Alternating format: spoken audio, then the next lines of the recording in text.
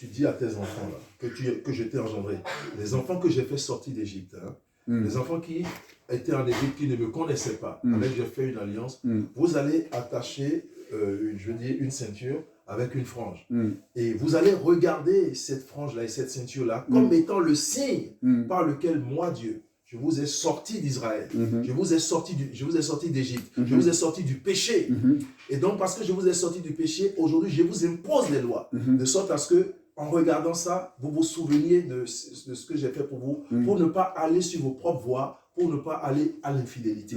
Ça, c'est les enfants d'Israël. Enfants qui ne connaissaient pas Dieu, qui sont sortis, je veux dire du monde, qui sont sortis d'Égypte, qui sont encore sous le sceau de péché. Vous allez voir qu'Israël donc va beaucoup pécher contre Dieu, beaucoup pécher contre Dieu. Néanmoins, Dieu leur a dit, ayez ça et regardez. C'est une première génération d'enfants. C'était le sacerdoce de Moïse.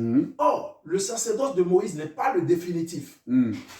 Le sacerdoce de Moïse, qu'on appelle mosaïque, qui est en même temps mêlé au sacerdoce d'Aaron, qui est lévitique, c'est le sacerdoce des enfants que Dieu a sortis du monde comme des pécheurs.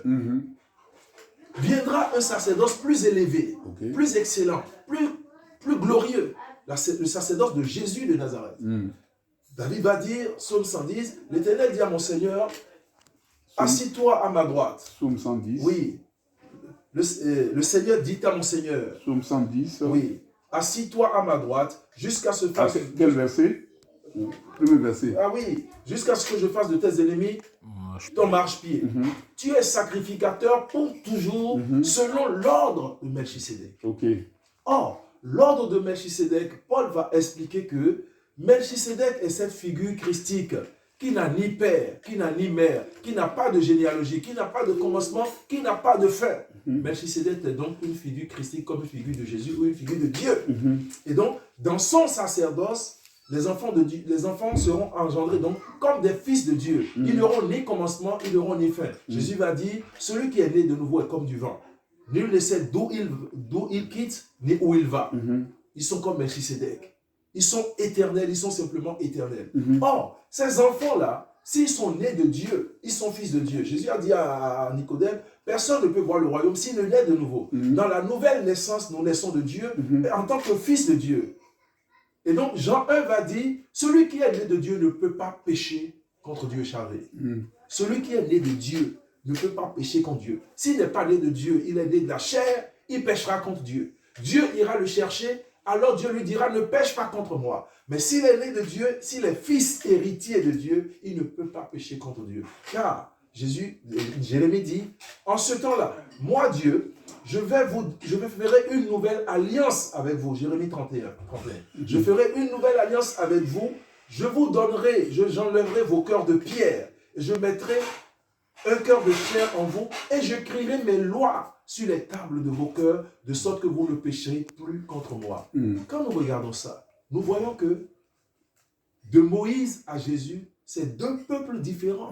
Il y a un peuple qui est charnel, qui est mondain, qu'on a sorti pour les sauver. À eux, on a dit, attache.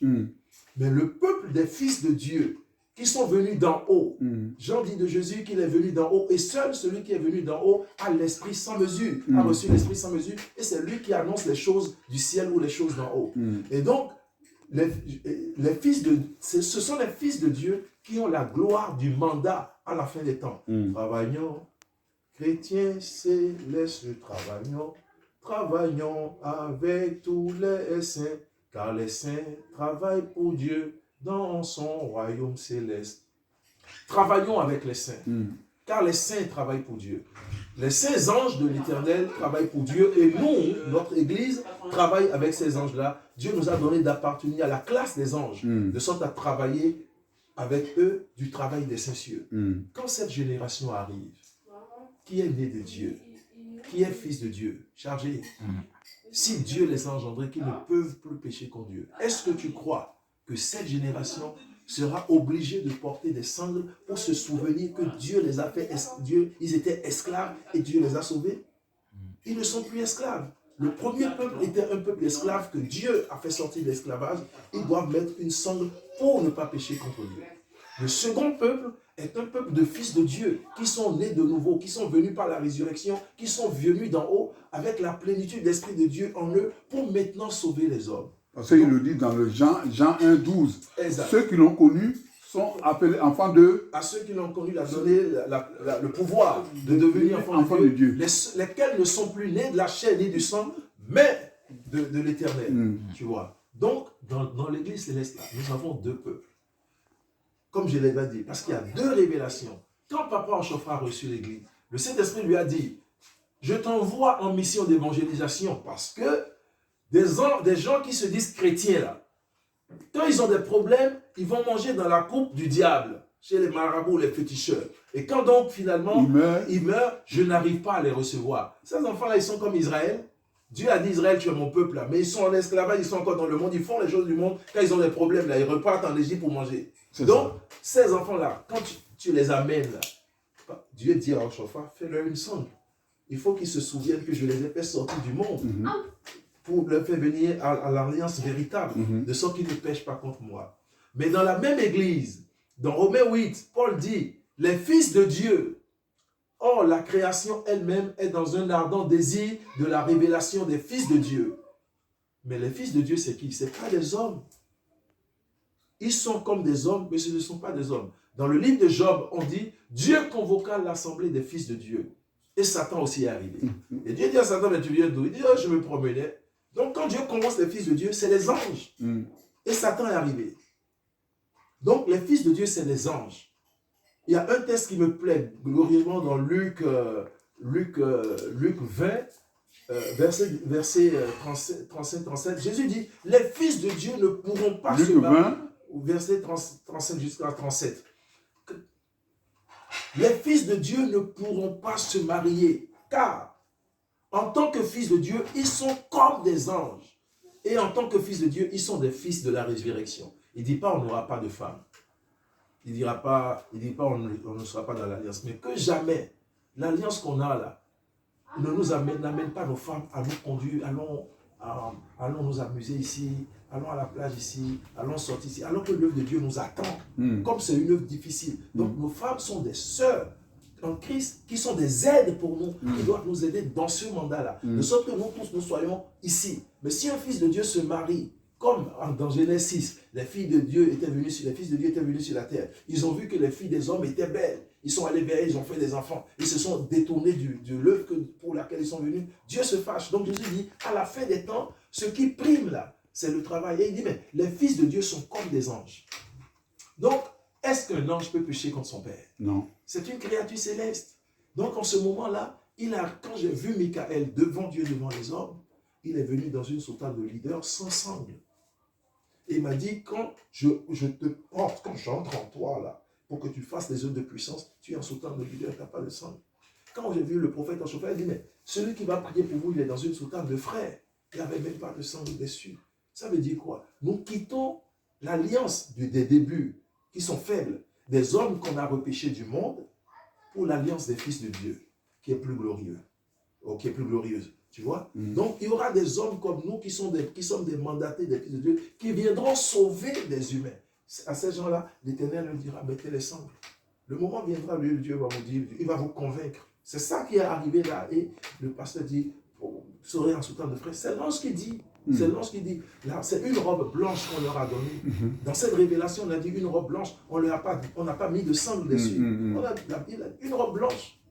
Et dans Apocalypse 19, ce qui est glorieux, Apocalypse 19, il dit, le Seigneur était sur le cheval, il a écrit dessus, fidèle et véritable, et l'armée qui était à sa suite, Apocalypse 19 à partir du verset 11, 12, 13, 14, l'armée qui était à sa suite étaient tous dans des robes blanches, signe des œuvres de justice des saints.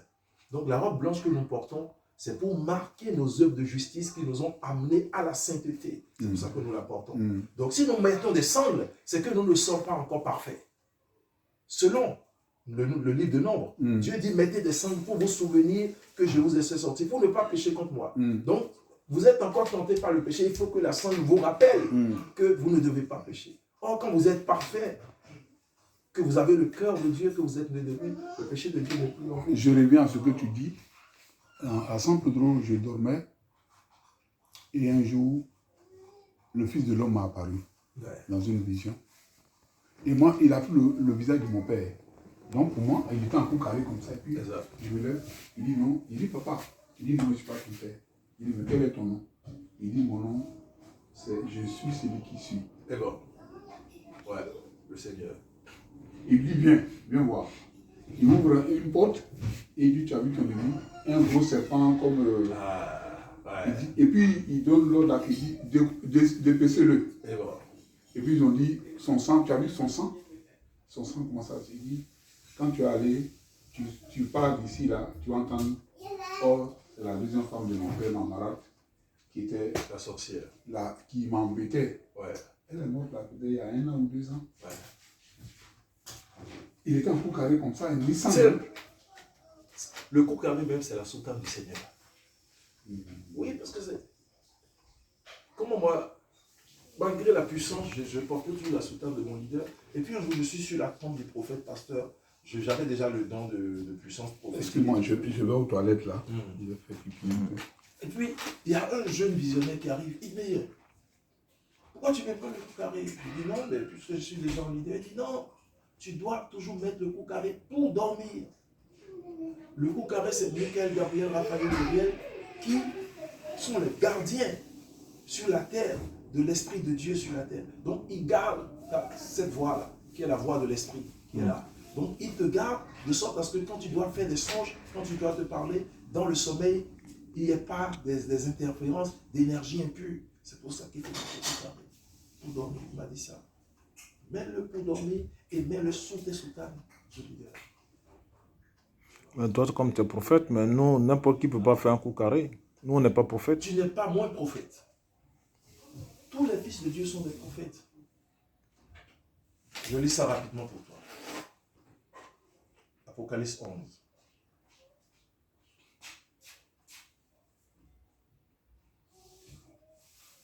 L'autorité de Michael, Gabriel, Raphaël et Uriel, ça garde l'onction. Ça protège l'onction. Toute onction. Toutes sortes d'onctions. Le maître de cœur qui est oint, pour pas que le diable vienne utiliser sa voix, on lui dit, mets un coup carré. L'enfant de Dieu, il y a des enfants de Dieu qui sont plus, quand ils vont grandir, ils ne sont pas visionnaires. Quand ils vont grandir, vous allez voir. Mais quand ils naissent très tôt, mettez-leur un coup carré. Parce que leur grâce est réclamée. Donc, on demande aux 4 archanges de les protéger. De les protéger jusqu'à ce qu'ils grandissent. Et quand ils grandissent, que le don est enfermé, on peut leur enlever ça. En tout temps, c'est peut-être un don de prédicateur, un don de songeur, et ils ne sont pas forcément visionnaires. Non, par exemple, moi, je peux décider, par exemple, de faire des coups carrés pour mes enfants pendant qu'ils sont petits. Exact.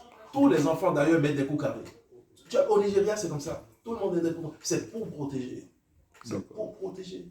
Protéger la lumière, protéger l'onction. Exact.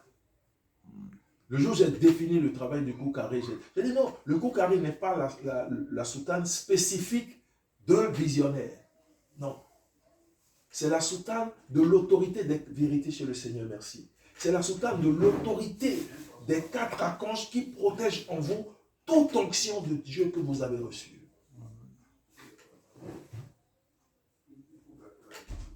Et puis, Papa Tutoako était d'accord avec moi, mais il a dit, mais bon, comme c'est ça. Puisque les visionnaires doivent annoncer l'oracle, on les protège pour pas que l'esprit des eaux ou bien d'autres esprits, je veux dire, ne transmettent pas de faux messages. Donc, pendant qu'ils sont en sainteté, en plus, tu as vu, à la croix là sur chacun des trucs. Donc, la croix dans les 4 cardinaux sécurise en fait cette partie du corps, tu vois, qui est la porte de l'esprit. D'où se tient l'Esprit de Dieu en nous. Amen.